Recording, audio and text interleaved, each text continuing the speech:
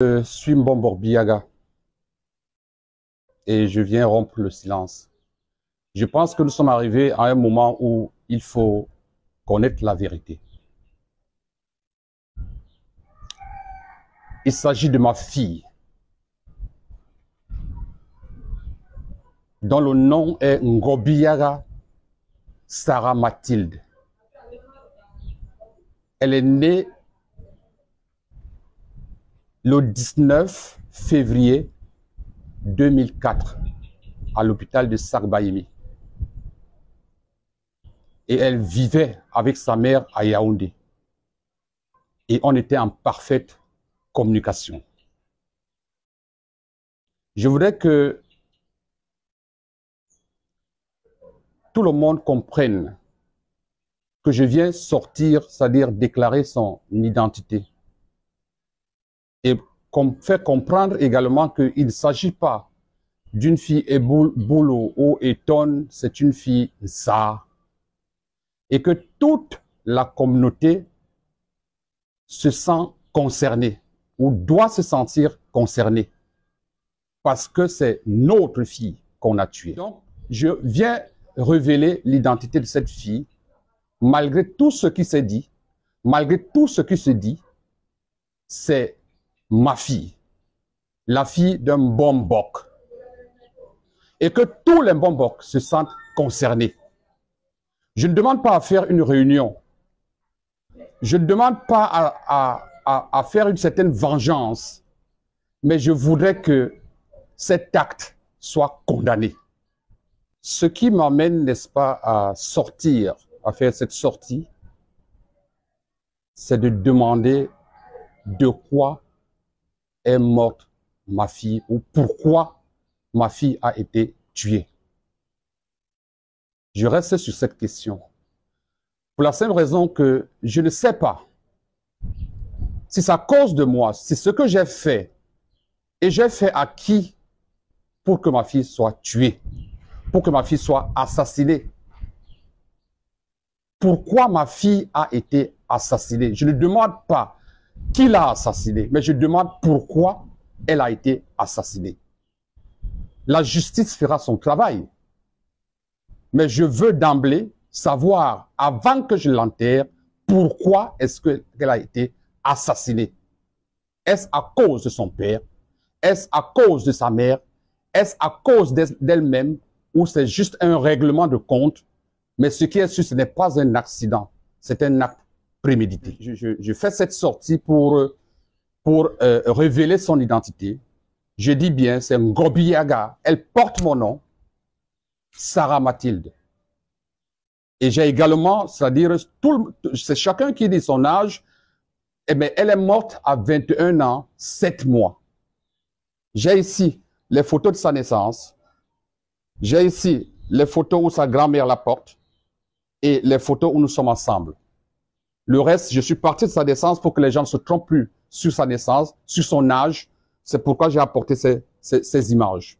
On voit les images qui portent les dates même, c'est-à-dire de la naissance. Donc, c'est chacun qui dit ce qu'il veut. Quant à ce qui concerne la scène, ce qui s'est passé, il y a une partie de vérité et il y a l'autre, c'est-à-dire l'autre partie qui n'est pas vraie.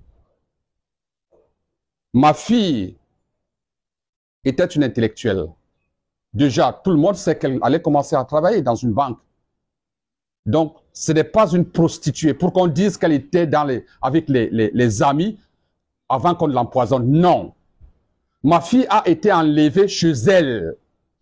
Elle a été enlevée chez elle pour aller chercher de la nourriture dans un restaurant. Maintenant, du restaurant, elle a été détournée de l'itinéraire de la maison pour se faire livrer, c'est-à-dire chez un bourreau.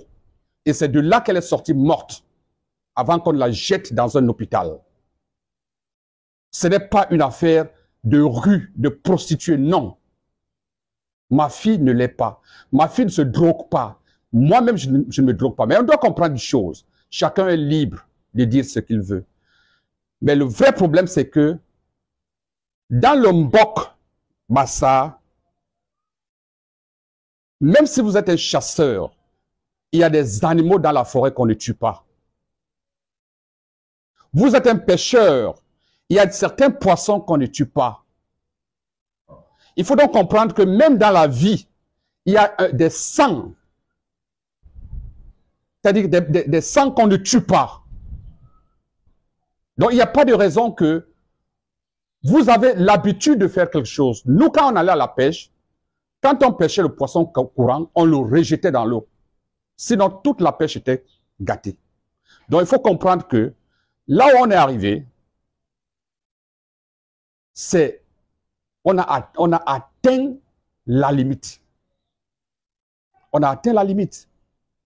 Je ne fais aucune menace, mais je dis, cet acte doit être condamné. Pas seulement par la communauté, mais je dis par le monde entier. Parce que ce n'est pas juste. Détruire un enfant de cet âge, c'est comme détruire la nature. Parce que là, on s'attaque à la nature. Combien allait venir après elle? On ne sait pas. Donc c'est une destruction de la nature. Il n'y a pas de nom pour un parent qui a perdu sa fille ou son enfant. Il peut avoir un nom pour un enfant qui a perdu son père, sa mère, son parent, ou une femme qui a perdu son mari, un mari qui a perdu. Mais pour un parent qui perd son enfant, jusqu'à aujourd'hui, les plus grands dictionnaires n'ont pas encore mis un nom pour cela. Parce que c'est inconcevable. Et aujourd'hui, je suis comme, c'est-à-dire une personne qu'on a amputé le cœur, parce qu'on m'a amputé une affection. Donc j'ai une amputation, c'est-à-dire cardiaque. Le choc est immense. Et ça doit se faire comprendre de partout dans le monde que c'est un acte ignoble. Que si la personne qui a commis cet acte reste encore cachée, qu'elle se dévoile pour me dire pourquoi il a fait. C'est pas moi qui condamne. Je laisse la tâche, c'est-à-dire à la justice et aux autorités. Mais moi, je veux savoir pourquoi on l'a tué.